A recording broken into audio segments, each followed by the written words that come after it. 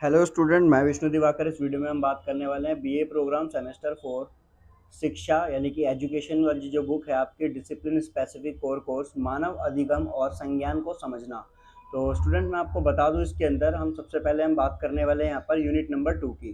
तो unit number 2 में आपका लेसन नंबर 4 है, जीन पियाजे का संज्ञानात्मक विकास का सिद्धांत। तो जीन पियाजे वाला जो ये आपका अध्याय है, तो मैं आपको बता दूं, ये आपका जो है डाइट के अंदर, बीएड के अंदर, ये हर लेवल पर जो है इसमें से आपके क्वेश्चन बनकर तैयार होते हैं जीन पियाजे के ऊपर। ठीक है, तो हम लोग क्या करेंगे अब यूनिट नंबर 2 में जो जीन पियाजे वाला जो हमारा लेसन है, इसको हम लोग जो है जल्दी से कवर करते हैं। आखिरकार इस लेसन के अंदर क्या दिया गया है, तो सबसे पहले हम बात करेंगे यहाँ पर कि जीन पियाजे जो है वो है कौन। ठीक है, तो अध्याय 4 है, यूनिट नंबर 2 है, पियाजे का संज्ञानात्मक विकास का सिद्धांत। इसमें क्या बोला गया है तो हम इसको जान लेते हैं। सबसे पहले हम बात करते हैं इस महापुरुष के बारे में, जीन पियाजे। जीन पियाजे जो है वो कौन थे? 1896 के अंदर इनका जन्म हुआ और 1880 तक जो है, 1980 तक जो है इनका जीवन काल चला है। स्विट्जरलैंड के एक प्रसिद्ध बाल मनोवैज्ञानिक थे। तो जीन पियाजे जो है वो कौन थे? वह स्विट्जरलैंड के एक प्रसिद्ध बाल मनोवैज्ञानिक थे। ये आपके शॉर्ट में भी क्वेश्चन आता है। ठीक है, तो पियाजे को बाल विकास के क्षेत्र में उनके अमूल्य योगदान के बारे में जाना जाता है। शुरुआती दिनों में पियाजे की रुचि जो है प्राणी विज्ञान में थी। तो स्टार्टिंग से ही जो है वो प्राणी विज्ञान के अंदर रुचि रखते हैं और वो जो है बाल मनोवैज्ञानिक थे। तो ये आपको यहाँ तक पता चल गया होगा। उसके बाद 1921 के अंदर पियाजे जिनेवा के जे जे रूसो संस्थान के निदेशक बनकर स्विट्जरलैंड वापस लौटे। अब 1921 के अंदर जो पियाजे थे वो जिनेवा के जे जे रूसो संस्थान जो है वहाँ के निर्देशक बनकर वहाँ पर जो है स्विट्जरलैंड वापस लौटे। और 1925 और 1929 तक पियाजे ने मनोविज्ञान, समाजशास्त्र और विज्ञान के दर्शन शास्त्र के क्षेत्र में न्यू शेटल विश्वविद्यालय में प्रोफेसर पद के उस पर कार्य किया। और सन 1929 में जीन पियाजे ने अंतर्राष्ट्रीय शिक्षा ब्यूरो यानी कि स्विट्जरलैंड के अंदर निदेशक के पद को स्वीकार किया था। आगे चलकर पता चला कि जीन पियाजे 1983 के अंदर संज्ञानात्मक विकास का व्यवस्थित अध्ययन करने वाले पहले मनोवैज्ञानिक थे। संज्ञानात्मक यानी कि गहराई से अगर हम बात करें किसी विकास की, तो उसके ऊपर अध्ययन करने वाले पहले मनोवैज्ञानिक थे जीन पियाजे। अब जीन पियाजे ने एक मॉडल तैयार किया था जिसमें ये बताया गया कि बच्चे जानकारी को एकत्रित और व्यवस्थित करके अपनी दुनिया के बारे में समझ विकसित करता है। जीन पियाजे ने क्या बोला, उन्होंने एक मॉडल बताया। उस मॉडल के अंदर उन्होंने ये बताया था कि जो बच्चा है वो कैसी भी जानकारी को जो इकट्ठा करता है यानी कि उसको कलेक्ट करता है और उसको जो असेंबल करता है, तो वो अपनी दुनिया के बारे में एक समझ विकसित कर रहा होता है। बाल संज्ञानात्मक विकास का जो सिद्धांत है, बच्चों में अनुभूति के अवलोकन का अध्ययन और विभिन्न संज्ञानात्मक क्षमताओं को प्रकट करने के लिए सरल परीक्षणों की श्रृंखला का निर्माण करके उन्होंने इस क्षेत्र में अपना महत्वपूर्ण योगदान दिया है। तो ये जो मनोवैज्ञानिक थे, बाल मनोवैज्ञानिक, इन्होंने बताया है कि जो बच्चा है ना, उसका जो सिद्धांत है, यानी कि वो किसी भी चीज़ का अवलोकन कर रहा है, इवोल्यूशन कर रहा है, उसका अध्ययन कर रहा है और उन सभी क्षमताओं को प्रकट करता है। तो इन सभी चीज़ों को लेकर जो है वो जो भी चीज़ें उसमें विकसित होती है और जिस तरीके से वो उस चीज़ों के ऊपर विचार करता है, इसमें अपना महत्वपूर्ण योगदान इन्होंने दिया है। अब संज्ञानात्मक विकास है क्या? तो यहाँ पर आपको पूरी तरीके चीज़ें से जो है यहाँ पर क्लियर हो जाएगी कि संज्ञानात्मक विकास है क्या। तो संज्ञानात्मक विकास जो है वो सूचनाओं के भंडार में जो नए यानी कि जो न्यू हैं तथ्यों और विचारों को शामिल करने से बहुत अधिक है। संज्ञानात्मक विकास का मतलब ये नहीं है कि सिर्फ आपने नए विचार इसके अंदर जोड़ लिए, बल्कि उससे कहीं अधिक। तो पियाजे के अनुसार हमारी चिंतन की प्रक्रिया जो है मौलिक रूप से बदलती रहती है। ठीक है, जन्म से परिपक्वता यानी कि हम बचपन से लेके जब तक हम जवान होते हैं तब तक लगातार दुनिया को समझने का प्रयास करते रहते हैं। अलग अलग गति के हिसाब से अलग अलग तरीके से हम लोग चीज़ों को समझते हैं। तो पियाजे ने संज्ञानात्मक विकास का एक मॉडल दिया जो कि इस तथ्य पर केंद्रित है कि बच्चे कैसे सोच समझते हैं और अपने आसपास के वातावरण से किस प्रकार से अंतःक्रिया करते हुए समझ को विकसित करते हैं। तो पियाजे का जो विकास का मॉडल है उसमें वो सबसे पहले इसी चीज़ पर ध्यान केंद्रित करते हैं कि बच्चे समझते कैसे हैं। आखिरकार कोई भी चीज़ उनके आसपास है, वातावरण के आसपास है, तो वो उसको कैसे समझ के रूप में विकसित करते हैं। तो पियाजे के अनुसार मानव शिशु पैदा होते ही संज्ञानात्मक प्राणी के रूप में व्यवहार नहीं करने लगते। यानी कि वो सबसे पहले स्टार्टिंग से ही नहीं कि भाई वो बहुत ज्ञानी बन जाएगा, ऐसा नहीं है, परंतु धीरे धीरे गतिविधियों की सहायता से मनोवैज्ञानिक संरचनाओं का निर्माण कर कर वो धीरे धीरे इसका जो है परीक्षण करते हैं। और जैसे बच्चे बड़े होने लगते हैं वे अपने विविध अनुभवों को व्यवस्थित करना सीखते हैं, जो उन्हें पर्यावरण प्रति अधिक प्रभावी ढंग से अनुकूलन में सक्षम बनाते हैं। अब पर्यावरण के प्रति जो भी अनुकूल होगा, जो भी उनके बिल्कुल उनके लिए ठीक होगा, वो उसके लिए अपने आप को सक्षम मानेंगे। ठीक है, तो संज्ञानात्मक दृष्टिकोण के लक्षण और विशेषता की अगर हम बात करें, तो संज्ञानात्मक दृष्टिकोण में सीखने, अब अधिगम का मतलब होता है सीखना, इसको एक सक्रिय और गतिशील प्रक्रिया माना गया है। इसमें बोला गया है कि संज्ञानात्मक दृष्टिकोण का मतलब क्या है, इसमें सीखने को एक सक्रिय गतिशील प्रक्रिया माना गया है। पहले जो शोधकर्ता थे, रिसर्चर्स थे, उनके द्वारा जो उनकी अंतर्दृष्टि थी उन पर बल दिया जाता था, जबकि आधुनिक संज्ञानवादियों ने चिंतन की प्रक्रिया, स्कीमा तथा संज्ञानात्मक संरचनाओं को अधिक महत्व दिया। स्कीमा यानी कि कोई मॉडल, कोई ढांचा, किसी भी चीज को सीखना स्कीमा कहलाएगा। इस दृष्टिकोण में परिपक्वता को संज्ञानवादी संरचनाओं में बदलाव और विकास के लिए मुख्य कारक माना गया है। संज्ञानात्मक विकास इस बात पर बल देता है कि बच्चे किस प्रकार चिंतन और खोज करते हैं। यह ज्ञान, कौशल, समस्या समाधान, निपटान का विकास है जो कि बच्चे को उनके आसपास के वातावरण के बारे में चिंतन करने व उसे समझने में सहायता करता है। इस दृष्टिकोण के अंतर्गत शिक्षार्थी को एक खोजकर्ता एवं सक्रिय प्राणी के रूप में देखा गया है और अपने वातावरण से निरंतर रूप से अंतःक्रिया कर उसे समझने का प्रयास करता रहता है। उसके बाद अगर हम बात करें यहाँ पर, तो यह दृष्टिकोण शिक्षार्थी में संप्रत्यय निर्माण, समस्या समाधान, दृष्टिकोण और अन्य श्रेष्ठ मानसिक क्रियाओं के विकास के लिए सर्वाधिक उपयुक्त है। अब वहीं पियाजे का जो सिद्धांत है, इसकी कुछ मुख्य अवधारणाएं हैं।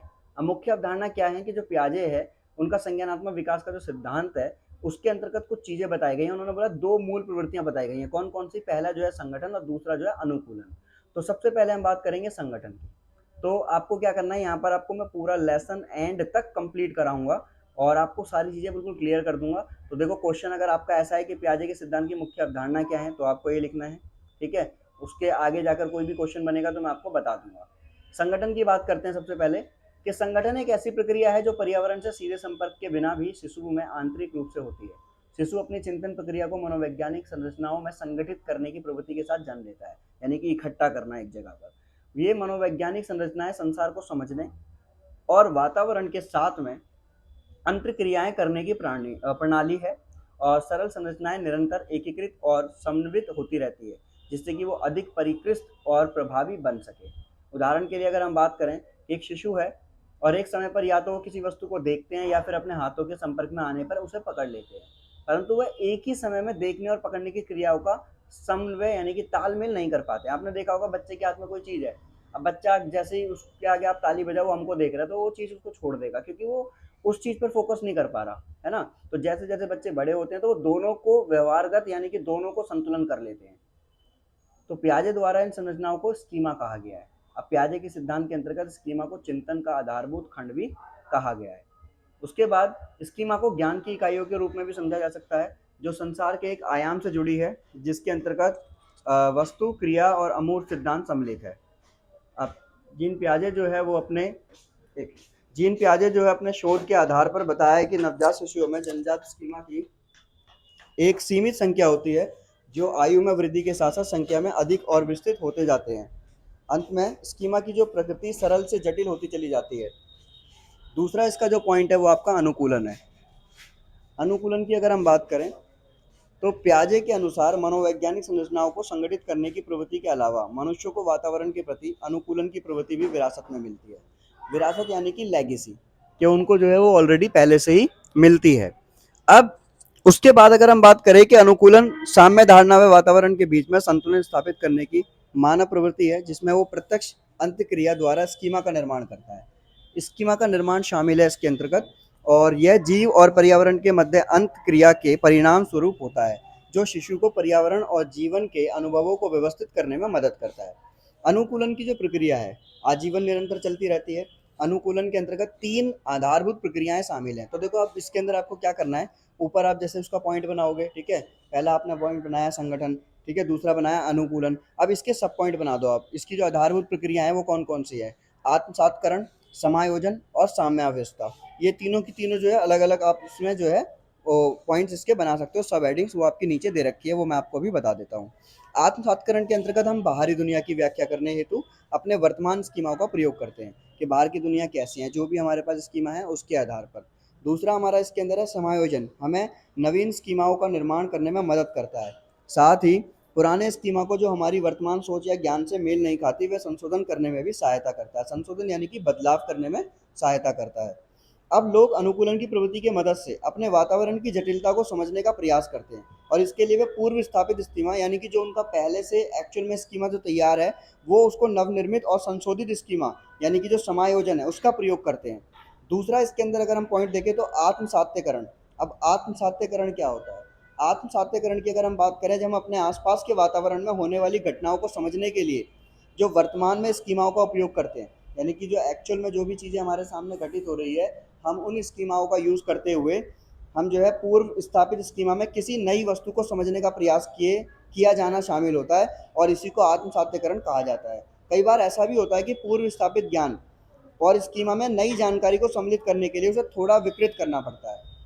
उदाहरण के तौर पर, पहली बार जब बच्चे कुत्ते को देखते हैं जिसके 4 पैर हैं, तो वह अपने पूर्व अनुभवों के आधार पर उसे वो बिल्ली संबोधित करते हैं, क्योंकि उन्होंने सबसे पहले बिल्ली देखी और उसके बाद में उस कुत्ते को देखा। ऐसा इसलिए होता है क्योंकि वो कुत्ते के लिए भी बिल्ली से जुड़े स्कीमा का प्रयोग कर रहे हैं, अर्थात वे पशुओं की पहचान के लिए एक मौजूदा स्कीमा को तैयार कर रहे होते हैं कि इसके भी 4 पैर हैं और उसके भी 4 पैर हैं, और ये बच्चों के अंदर जो है स्कीमा मजबूत हो जाता है और बच्चा जो है वो बिल्ली और कुत्ते में अंतर नहीं कर पाता है। उसके बाद में अगर हम बात करें यहाँ पर, तो समायोजन। अब समायोजन में क्या बताया गया है, जब व्यक्ति अपनी आंतरिक संज्ञानात्मक संरचनाओं में संशोधन करता है, बदलाव करता है, तो उस प्रक्रिया को समायोजन कहते हैं।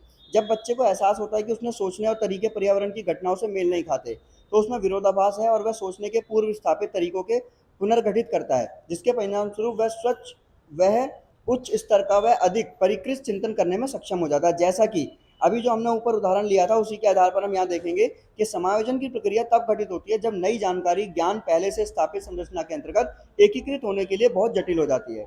जैसे कि इसमें बताया गया है कि अभी हमने समझने के लिए हम पिछले भाग में दिए गए उदाहरण को ही ले लेते हैं। जब एक बच्चा बिल्ली को देखता है और उसे कुत्ता कहकर संबोधित करता है, क्योंकि बिल्ली के आकार, रूप, 4 पांव, एक पूंछ और चोचीला मुंह एक जैसा उसका लगता है, और इसी स्कीमा को देखते हुए, लेकिन जब बच्चे को कुत्ते की विभिन्न विशेषताओं के बारे में पता चलता है, तो पहले से मौजूद मानसिक संरचना में संशोधन कर यानी कि बदलाव कर एक नया स्कीमा विकसित कर लेता है, एक नया जो है सोच वह विकसित कर लेता है, एक नया रूपरेखा, एक ढांचा और वो स्ट्रक्चर तैयार कर लेता है, और अब वह कुत्ता और बिल्ली में स्पष्ट भेद करने में सक्षम है। और अन्य उदाहरण भी अगर हम यहाँ देखें, जब किसी बच्चे को बोतल से दूध पिलाने की बजाय गिलास से दूध पिलाते हैं, जब वो बोतल से दूध पीता है तो पुराने व्यवहार की तरह ही वो उसको चूसने की कोशिश करता है, परंतु जब उसे अनुभव होता है कि ये बिल्कुल अलग है, तो वो उसमें बदलाव करता है और नई स्कीमा को तैयार कर लेता है, और अब बच्चा गिलास से दूध अच्छी तरीके से पीना सीख जाता है। उसके बाद अगर हम बात करें यहाँ पर, तो तीसरा पॉइंट और 2.3 जो इसका हमारा सब पॉइंट है, वो कौन सा है, साम्यावस्था। अब साम्यावस्था का मतलब क्या है? पियाजे का मानना था कि संज्ञानात्मक विकास स्थिर दर से नहीं बल्कि अस्थिर और विच्छिन्नी रूप से वृद्धि करता है, यानी कि धीरे धीरे एक जगह पर, ऐसा नहीं कि भाई एक जगह पर स्थिर है, ऐसा नहीं है, बल्कि वो एक अलग तरीके से वृद्धि करता है। कैसे? जब मस्तिष्क में तेजी से संज्ञानात्मक परिवर्तन होते हैं, तब बच्चे असामान्य अवस्था अर्थात संज्ञानात्मक परेशानी की स्थिति में होते हैं। अब असामान्य अवस्था की वह अप्रिय स्थिति तब होती है जब नई जानकारी और ज्ञान को मौजूद स्कीमा में सम्मिलित नहीं किया जाता, यानी कि जो बच्चा जो है उसके पास में नई जानकारी है, वो सब उसके अंदर नहीं जोड़ी गई है। पियाजे ने जोर देकर यह कहा कि आत्म सात्यकरण या समायोजन की प्रक्रिया जीव को अपने और अपने पर्यावरण के बीच एक सामंजस्यपूर्ण संबंध को स्थापित करने में मदद करती है। समायोजन के इसी तंत्र को पियाजे ने साम्यावस्था कहा है। अब जीव द्वारा अपनी संज्ञानात्मक संरचना और पर्यावरण की बदलती मांगों के बीच एक उचित संतुलन बनाए रखते हुए अपने अनुभवों को व्यवस्थित करने के लिए एक सहज प्रवृत्ति के रूप में साम्यावस्था को परिभाषित किया जा सकता है। तो ये हमारा इसका दूसरा पॉइंट। उसके अंदर हम थोड़ी सी चीज़ें और हैं यहाँ पर, उससे भी देख लेते हैं कि साम्यावस्था आत्म सात्यकरण और समायोजन के बीच में संतुलन को दर्शाता है। उसके बाद वह कारक है जो निरंतर अंतक्रिया और निरंतर परिवर्तन की प्रक्रिया के दौरान स्थिरता बनाए रखता है। साम्यावस्था के बिना संज्ञानात्मक विकास में न केवल निरंतरता और सामंजस्य की कमी होगी, बल्कि ये खंडित और असंगठित और अव्यवस्थित भी हो जाएगा। साम्यावस्था पुरानी और नई अवधारणाओं और अनुभवों के बीच संतुलन बनाने वाली क्रिया है। उसके बाद अगर हम यहाँ पर देखें, तो ज्ञान निर्माण की प्रक्रिया यहाँ पर बताई गई है, जिसके अंदर बोला गया है यहाँ पर संज्ञानात्मक विकास का सिद्धांत क्या कहलाता है। संज्ञानात्मक विकास का सिद्धांत जो है, इस भाग में हम पियाजे के संज्ञानात्मक विकास के सिद्धांत पर चर्चा करेंगे। उन्होंने बच्चों में संज्ञानात्मक विकास की चरणबद्ध रूप से विस्तार में वर्णन किया है। पियाजे का मानना है कि सभी बच्चों में मानसिक संरचना और संगठन हमेशा एक निश्चित क्रम में होता है, जिससे संज्ञानात्मक विकास के विभिन्न चरण शामिल हैं। अब वो कौन कौन से चरण हैं वो हम यहाँ पर देख लेते हैं। ठीक है, तो यहाँ से हमारा क्वेश्चन चेंज हो जाएगा। संज्ञानात्मक विकास का सिद्धांत जो है, अगर आपका कोई क्वेश्चन आता है तो वो यहाँ से आपका आंसर स्टार्ट होगा, ऊपर वाला एक अलग आंसर है। तो याद रखिएगा, मैं आपको फुल एक ही वीडियो के अंदर पूरा लेसन कंप्लीट करा रहा हूँ, जिससे कि आपको ज़्यादा कोई दिक्कत ना हो और अलग अलग वीडियो को देखना ना पड़े। तो यहाँ पर उन्होंने क्या बोला, एक ही उम्र के बच्चे मानसिक क्षमताओं के मामले में भिन्न हो सकते हैं, लेकिन उनके विकास का जो पैटर्न है, जिस क्रम में क्षमता विकसित होती है, वह बहुत सीमा तक एक जैसा और सार्वभौमिक होता है। बच्चों के सीखने के तरीके पर किए गए अपने प्रयोगों के आधार पर उन्होंने निष्कर्ष निकाला कि मनुष्य का संज्ञानात्मक विकास अलग अलग चरणों में होता है। अब कैसे होता है वो चरण यहाँ पर हम देख लेते हैं। तो विकास के जो चरण हैं वो कौन कौन से हैं, चार अवस्थाएं यहाँ पर दी गई हैं, चार चरण। अगर आपसे पूछा जाए कि जो है अगर आपसे अगर क्वेश्चन आ जाता है कि जीन पियाजे के विकास के चरण के बारे में बताइए, तो वो आपको यहाँ पर जीन पियाजे द्वारा जो प्रतिपादित चार अवस्थाएं हैं, जो चरण हैं, वो यहाँ पर दिए गए हैं। पहला संवेदन पेशीय और अवस्था, और सक्रियात्मक अवस्था, मूर्त संक्रियात्मक और अमूर्त, यानी कि सेंसरी मोटर। ठीक है, और ये जो इंग्लिश में आपके जो पॉइंट दे रखे हैं आपको, ये अगर आपको समझ में आते हैं तो ठीक, वरना अगर आप हिंदी मीडियम से हैं तो आपको ये पढ़ने की जरूरत नहीं है। नीचे आपका यहाँ पर जो है पूरा हिंदी में दे रखा है। जो सेंसरशिप वाली जो आपकी दे रखी थी, तो संवेदन पेशीय अवस्था, यानी कि ये कौन सी अवस्था होती है, इस अवस्था का जो कार्यकाल होता है वो 0 से 2 वर्ष के लिए होता है। पहले चरण को संवेदी पेशीय अवस्था कहा जाता है, इसके क्योंकि इस चरण की प्रमुख विशेषता ये है कि बच्चे के अनुभव और ज्ञान पर्यावरण के साथ केवल प्रत्यक्ष संवेदी और मांसपेशीय अंतक्रिया तक ही सीमित है, जिसमें बच्चा देखना, सुनना, हिलना, छूना और चखना, ये सब कुछ इसके अंदर शामिल होता है। ठीक है, ये अवधि जो है 2 वर्ष के दौरान तक रहती है। उसके बाद में वस्तु स्थायित्व यानी कि ऑब्जेक्ट परमानेंस की अगर हम बात करें, तो यहाँ पर संवेदन पेशी अवस्था तक एक शिशु अपने आसपास की वस्तु पर प्रतिक्रिया करनी शुरू कर देता है।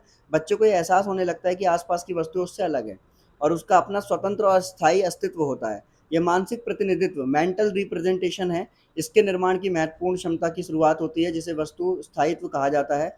शुरुआती महीने में दृष्टि से ओझल, दिमाग से ओझल की चाल शिशुओं का ध्यान भटकाने और हटाने के लिए प्रयोग में लाई जाती है, जिसमें किसी वस्तु को शिशु की आंखों के सामने से हटा दिया जाता है। परंतु जन्म के कुछ महीनों के बाद ऐसा करने पर बच्चा ये महसूस करना शुरू कर देता है कि वस्तु वास्तव में मौजूद है, भले ही वह उसे देख ना सके। उदाहरण के लिए यदि आप किसी खिलौने को कंबल में छिपाते हैं, तो बच्चा खिलौने का पता लगाने के लिए कंबल को उठाने और उसमें झांकने की कोशिश करेगा, क्योंकि वह जानता है कि खिलौना अभी भी मौजूद है। तो दूसरा हमारा क्या है, गोल डायरेक्ट एक्शंस, यानी कि लक्ष्य निर्धारित क्रियाएं। तो बहुत ही सिंपली आपको यहाँ पर समझ में आने वाला है कि संवेदन पेशी अवस्था के अंदर जो दूसरी बड़ी उपलब्धि और लक्ष्य निर्धारित क्रियाओं की शुरुआत है, इस अवस्था में बच्चा एक लक्ष्य निर्धारित करता है और एक लक्ष्य पे पहुंचता है। जैसे कई रंगीन वस्तुओं से भरा प्लास्टिक का डिब्बा जिस पर ढक्कन लगा है, इसके बारे में सोचें कि जिसे केवल 6 महीने के बच्चे को दिया जाए। वह बच्चा जिसमें संवेदित पेशी अवस्था की बुनियादी क्षमताओं में महारत हासिल कर ली है, वह ढक्कन को खोलकर डिब्बे को उलट करके जाम होने पर उसे हिलाकर और खिलौने को बाहर निकालकर खेलने लगेगा, जो दर्शाता है कि अब वह व्यवस्थित तरीके से कार्य करने में सक्षम हो गया है। तो इसको हम बोलेंगे लक्ष्य निर्देशित क्रियाएं, यानी कि गोल डायरेक्टेड एक्शंस। तो ये पॉइंट्स याद रख लेने और इसकी छोटी छोटी बातें याद रख लेनी, जिसको कि आप आंसर में आराम से लिख सकें। फिर तीसरा आता है सांकेतिक क्रियाएं। ठीक है, सेमियोटिक फंक्शंस कौन कौन से होते हैं। सांकेतिक क्रियाएं इस अवस्था की एक अन्य महत्वपूर्ण विशेषता है। यह एक वस्तुओं की अनुपस्थिति में प्रतीकों के माध्यम से काम करने की क्षमता है। उदाहरण के लिए विद्यार्थियों को घोड़े के विषय में पढ़ाते हुए घोड़ा जो शब्द है उसके घोड़े की तस्वीर का उपयोग करना, झाड़ू पर बैठकर घोड़े की सवारी करने का नाटक करते हुए घोड़े के बारे में समझाना। जो बच्चे के इस अवस्था तक बोलने और बात करने में सक्षम नहीं होते, वे अक्सर संकेतों और प्रतीकों का उपयोग करते हुए अपने मन की बात बताते हैं। उदाहरण के लिए आपने जरूर ध्यान दिया होगा कि छोटे बच्चे अक्सर एक खाली कप से पीने का नाटक करते हैं और अपने बालों में कंघी को घुमाते हुए दिखाते हैं कि वे जानते हैं कि प्रत्येक वस्तु किसके लिए है। उनका इस तरह का व्यवहार यह दर्शाता है कि इस स्तर पर बच्चों के स्कीमा बहुत ही सामान्य प्रकृति के होते हैं और वो उस चीज़ के बारे में जानते हैं। उसके बाद में आता है आपका पूर्व संक्रियात्मक अवस्था, यानी कि जो 2 से 7 वर्ष तक चलती है। जो दूसरा चरण है, यह अवस्था 2 साल से लेकर 7 साल तक जारी रहता है। इस अवस्था में बच्चा प्रारंभिक मानसिक क्रियाकलापों को सीखता है, लेकिन चिंतन की क्षमता का विकास केवल एक दिशा में सोचने तक ही सीमित रहता है। संज्ञानात्मक विकास के इस चरण में बच्चों में भाषा का तेजी से विकास होता है। अब इसके अंदर इसमें कुछ बातें बताई गई हैं, जैसे कि जीववाद। जीववाद का मतलब क्या है यहाँ पर, पूर्व सक्रियात्मक अवस्था में बच्चों में जीववाद की पहचान की जाती है। बच्चे ये मानने लगते हैं कि निर्जीव वस्तुओं की क्रियाएं करती हैं और उनमें विचार, भावनाएं और इच्छाएं जैसे सजीव गुण होते हैं। बच्चे ये समझते हैं कि उनके अंदर भी जीवन है। कई बार आपने देखा होगा कि छोटे बच्चे क्या करते हैं, गुड़िया को ले लिया, खिलौनों से बात करने लगते हैं, उन्हें पानी पिलाने लगते हैं, खाना खिलाने लगते हैं, उन्हें परिवार के सदस्य की तरह रखते हैं ना। तो एक अन्य उदाहरण से ये भी समझ सकते हैं कि जब कोई बच्चा फर्श पर गिर जाता है तो उसे चिढ़कर उस पर पैर मारकर उसे दंडित करने की कोशिश भी करता है। ठीक है, चिढ़कर मतलब, और ये मानते हुए कि वस्तुओं में भी मनुष्य की तरह जीवन होता है। तो ऐसा होता है ना कि कोई बच्चा मतलब जैसे कि वो उन्होंने हाथ में गुड्डा ले रखा है या कोई गुड़िया है वो गिर गई तो उसको थप्पड़ मारने लगते हैं। तो ये क्या होता है, इस बच्चे से इससे पता चलता है कि बच्चा जो है वो चीज़ों के अंदर जीववाद को देखता है। फिर उसके बाद में आता है इनएबिलिटी टू कंजर्व, यानी कि संरक्षण में असमर्थता। अब होता क्या है कि बच्चों में संरक्षण करने की जो क्षमता है वो अनुपस्थित होती है। संरक्षण को एक मानसिक क्रिया या क्षमता के रूप में समझा जा सकता है जो ये समझने में सहायता करती है कि वस्तु का स्वरूप बदलने पर भी उसकी भौतिक विशेषता समान रहती है, उनमें कोई बदलाव नहीं आता। जैसे अब प्याजे के एक सिद्धांत में यहाँ पर समझते हैं कि भाई 6 साल का जो बच्चा है उसको समान मात्रा में रंगीन पानी से भर दो, तो दो आकार के डिब्बे दिखाए जाते हैं और पूछा जाता है कि क्या दोनों में समान पानी है। इसमें उत्तर इस बात पर सहमति दिखाता है कि दोनों कंटेनर में बराबर पानी है। अब प्रयोग करता है एक कंटेनर के पानी को निकाल कर उसे घटाए या बढ़ाए लंबे आकार के कंटेनर में डाल देता है, तो बच्चे को दोबारा दोनों कंटेनर में पानी की मात्रा को दिखाएंगे तो बच्चे का उत्तर लंबे कंटेनर के पानी की ज़्यादा मात्रा में बताएगा वो। क्यों? क्योंकि इस स्तर पर बच्चा ये निरीक्षण करने में विफल रहता है कि पानी की मात्रा केवल कंटेनर के आकार में परिवर्तन से नहीं बदलती बल्कि अवस्था में भी बदलती है। तो यहाँ पर देखो दिखाया गया कि ये ए और बी दिखाया गया, इसमें सेम पानी है, यही पानी सी वाले में डाल दिया। अब इसको लगेगा सी वाले में ज़्यादा है। क्यों? क्योंकि वो इसको थोड़ा ऊंचा दिख रहा है, बड़ा दिख रहा है लंबाई के माध्यम से, है ना। फिर आता है लैक ऑफ सेंट्रेशन, यानी कि केंद्रीकरण का अभाव। अब संक्रियात्मक अवस्था में बच्चों में केंद्रीकरण का अभाव होता है। केंद्रीकरण किसी स्थिति की एक विशेषता या आयाम पर सारा ध्यान केंद्रित करने की क्रिया है।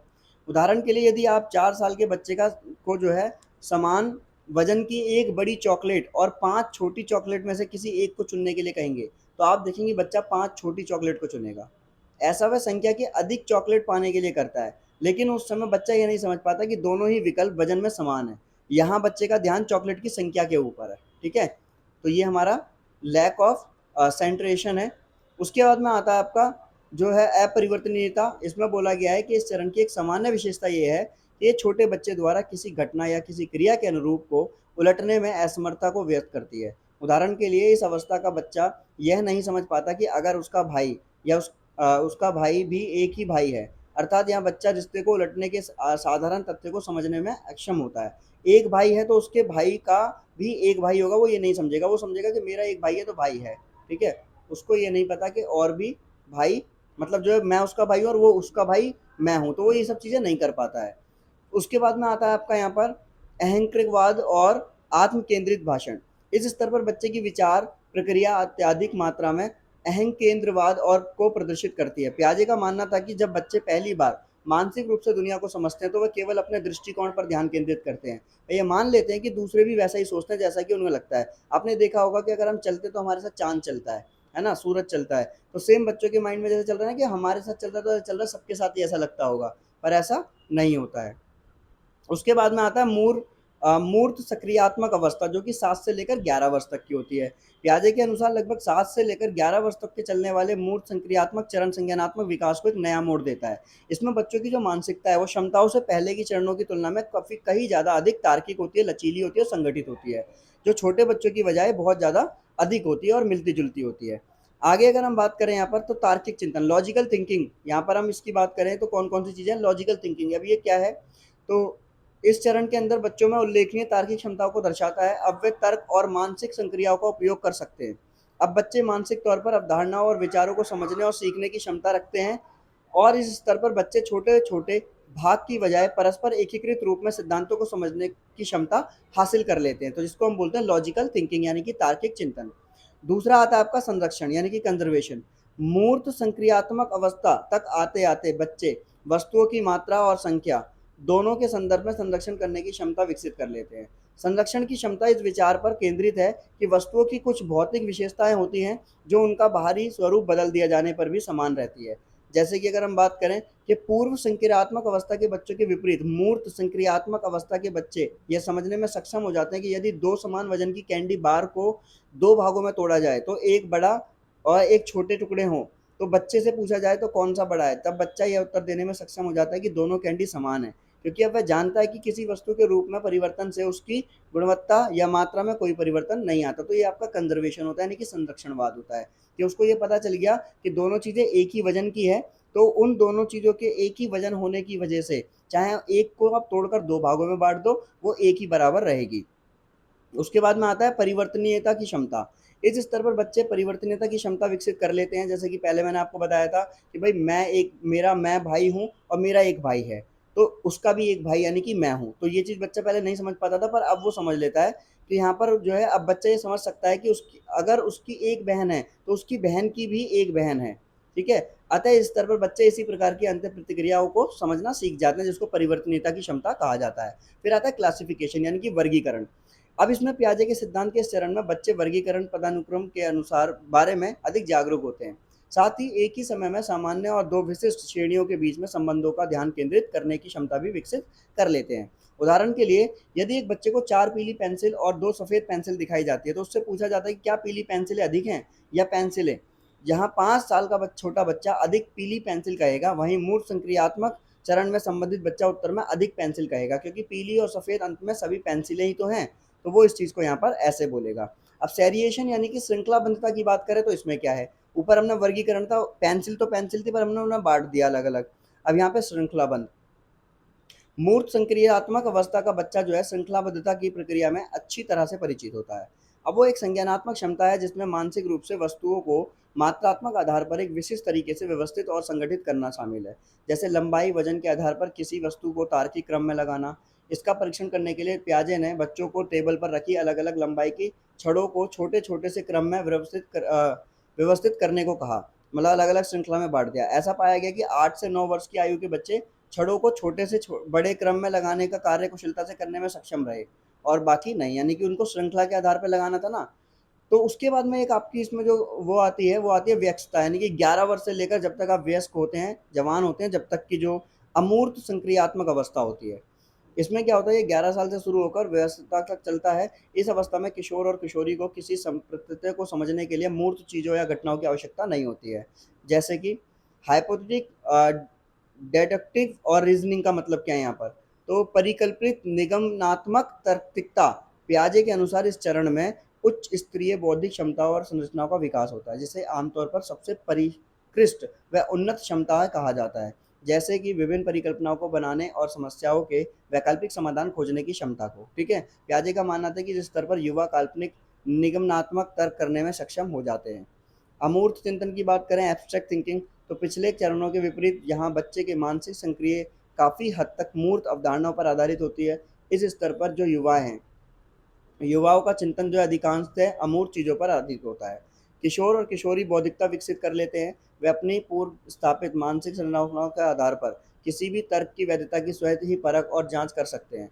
वह मूर्त रूप में चीज़ों को देखे बिना अवधारणाएं बना सकते हैं। उदाहरण के लिए, यदि शिक्षक भारत की राजनीति का पाठ पढ़ा रहा है, तो उसे उन्हें विद्यार्थियों को समझाने के लिए हर बार मानसिक भारतीय मानचित्र दिखाने की आवश्यकता नहीं है। एक बार उसको दिखा दिया, वो समझ जाएगा कि कहाँ पर जो है पंजाब है, कहाँ पर जो है नेपाल है, और कहाँ पर जो है मध्य प्रदेश है, कहाँ पर गोवा है। उसके बाद में इमेजिनरी ऑडियंस होता है, जिसको काल्पनिक दर्शक बोलते हैं। इस अवस्था में युवाओं में स्वयं और दूसरों के बीच में संबंध भी प्रकट होते हैं।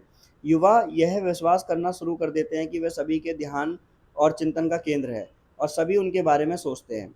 परिणामतः वे इस बारे में अत्यधिक चिंतित रहते हैं कि दूसरे उन्हें कैसे देखते हैं, उनके बारे में क्या सोचते हैं। एक ऐसी आ जाती है ना, एक एज आती है, उसमें हम ऐसा सोचने लगते हैं। ये सोचते रहते हैं कि लोग उन्हें देख रहे हैं, उनका निरंतर अवलोकन कर रहे हैं। पियाजे द्वारा इस अवधारणा को काल्पनिक दर्शक कहा गया है।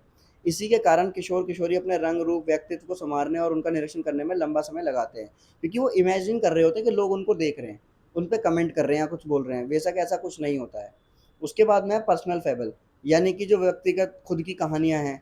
इस स्तर पर आमतौर पर युवाओं द्वारा ऐसा एहसास किया जाता है कि अन्य लोग उनका अवलोकन कर रहे हैं। वो खुद ही अपनी कहानी बना लेते हैं कि वो ऐसा ऐसा सोच रहे हैं, और फिर जो है किशोर किशोरी राजकुमार और राजकुमारियों की तरह व्यवहार करते हैं और सोचते हैं कि वे पूरी दुनिया पर शासन करते हैं। यानी होता ना, अपने आप को ज़्यादा वो दिखा कर दिखाना। प्रॉब्लम सॉल्विंग एटीट्यूड, यानी कि समस्या समाधान प्रवृत्ति जो होती है, इसमें हम लोग क्या करते हैं कि एक अमूर्त सक्रियात्मक चरण के दौरान युवा तार्किक और व्यवस्थित प्रक्रियाओं को अपनाकर विभिन्न समस्याओं का समाधान खोजने में सक्षम हो जाते हैं। वो सारी प्रॉब्लम्स को खुद ही सॉर्ट आउट कर लेते हैं। उसके बाद में यहाँ पर एक और आपका जो नया क्वेश्चन बनेगा कि पियाजे के संज्ञानात्मक विकास के सिद्धांत की सीमाएं बताइए। तो ये क्वेश्चन आपका अलग रहेगा। तो जैसा कि मैं आपको बोल चुका हूँ, अब इसके अंदर जो हमने 4-5 क्वेश्चंस कंप्लीट कर लिए हैं। अभी आपका नेक्स्ट क्वेश्चन है कि पियाजे के संज्ञानात्मक विकास के सिद्धांत की सीमाएं क्या हैं। तो सबसे पहले हम देखते हैं कि पियाजे का जो सिद्धांत है संज्ञानात्मक विकास के क्षेत्र में बहुत महत्वपूर्ण रहा है, लेकिन किसी भी अन्य सिद्धांत की तरह इस सिद्धांत की भी कुछ सीमाएं हैं। वो कौन कौन सी सीमाएं हैं? पहली, प्रॉब्लम विद स्टेज थ्योरी, यानी कि समस्यात्मक चरणबद्धता जो है पियाजे के संज्ञानात्मक विकास के सिद्धांत में वर्णित सभी चरण विशेष आयु वर्ग के बौद्धिक क्षमताओं का प्रतिनिधित्व करते हैं, लीडरशिप करते हैं उसकी। लेकिन कई शोधकर्ताओं ने पाया कि ये चरण केवल सामान्य दिशा निर्देश हैं जो सभी बच्चों के लिए निश्चित और स्थायी नहीं है। चरणबद्ध संज्ञानात्मक विकास के संबंध में कई क्षेत्रीय और सांस्कृतिक अंतर भी पाए गए हैं। विशेषज्ञों के अनुसार ऐसा नहीं है कि विश्व के सभी बच्चे चारों चरणों से ठीक उसी क्रम में विकसित होंगे जिसकी चर्चा पियाजे ने की थी, बल्कि सबकी अलग अलग तरीके से जो है बौद्धिक क्षमताओं को प्राप्त करने की इसमें स्थिति दी गई है। उसके बाद में हम बात करें यहाँ पर अनसाइंटिफिक मेथड जो है आपका शोध के अवैज्ञानिक तरीके। शोधकर्ताओं के अनुसार पियाजे के सिद्धांत में परिशुद्धता की कमी है। पियाजे जो है उनके कार्य को अग्रलिखित कमियों पर आधारित माना गया है। सैंपल की सीमित मात्रा, नियंत्रित वातावरण, अवैज्ञानिक शोध विधि का उपयोग और सांख्यिकी के विशेषणों की अनुपस्थिति के बारे में यहाँ पर दिखाया गया है।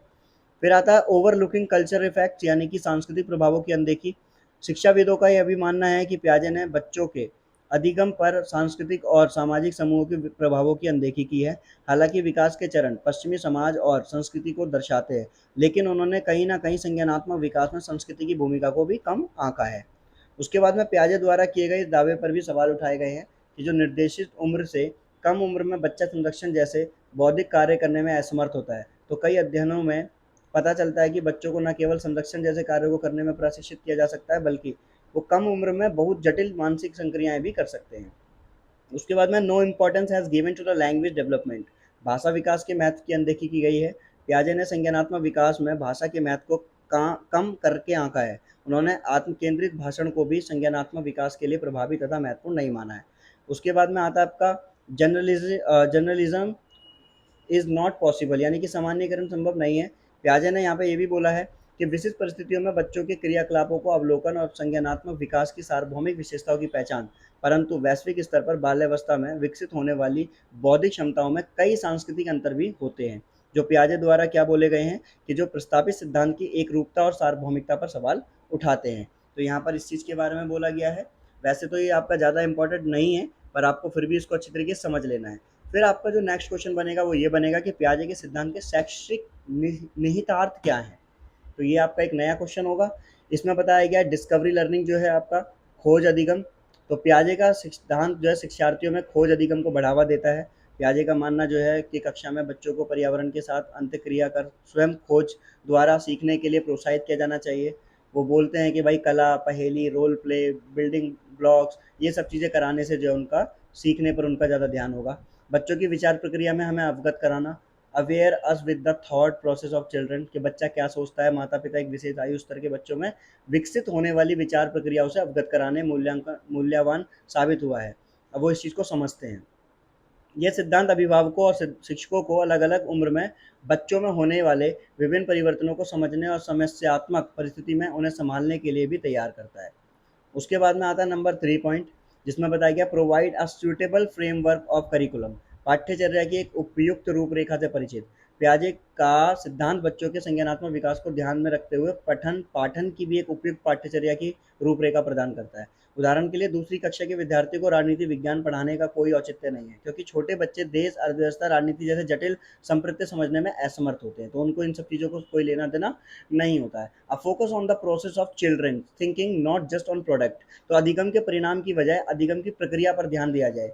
बल्कि ये नहीं फोकस नहीं करना कि बच्चे की जो चिल्ड्रन का वो प्रोसेस है ना उस पर ध्यान देना है, प्रोडक्ट पर ध्यान नहीं देना है। तो पियाजे ने अपने संज्ञानात्मक सिद्धांत में शिक्षार्थियों में ज्ञान निर्माण की प्रक्रिया पर जोर दिया है। तो वो इस चीज़ पर बात करते हैं कि जो ज्ञान निर्माण की जो प्रक्रिया है उस पर आप ध्यान दो।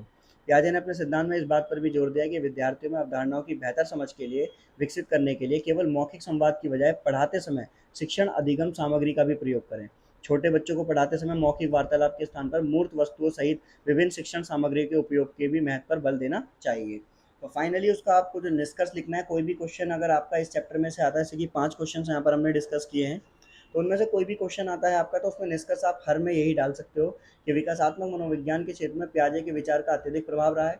बाल विकास के क्षेत्र में भी पियाजे का योगदान जो है किसी अन्य सिद्धांतकार की तुलना में कहीं अधिक है। उन्होंने मनोवैज्ञानिक और शिक्षकों को इस दिशा में जागृत किया है। बच्चे जिज्ञासु प्रवृत्ति के होते हैं जो अपने स्वयं के विकास में सक्रिय भूमिका निभाते हैं। भौतिक विकास के विषय में उनके वर्णन और व्याख्या करने की अग्रणी प्रयासों में वर्तमान में संज्ञानात्मक स्तर पर होने वाले परिवर्तन की प्रक्रिया पर ध्यान दिया गया है और केंद्रित करने के लिए प्रेरित किया गया है, जिसमें जैविक, मनोवैज्ञानिक और पर्यावरणीय कारक शामिल हैं, जो बच्चों को चिंतन व उसमें संशोधन के लिए प्रेरित करते हैं। आई होप आपको लेसन समझ में आया होगा, और जितना भी मैंने हाईलाइट किया है आपको सिर्फ वही समझना है। और देखो, किसी भी चीज़ को समझने के लिए सिर्फ आपको सुनना होता है। तो पूरी वीडियो को आप अच्छी तरीके से सुनिए और समझिए, और इसमें से कोई भी क्वेश्चन आता है तो आप उसको आंसर को आराम से अटैम्प्ट कर सकते हैं। आई होप आपको वीडियो समझ में आई होगी। आगे की जानकारी के लिए बने रहिए हमारे साथ। Thanks for watching.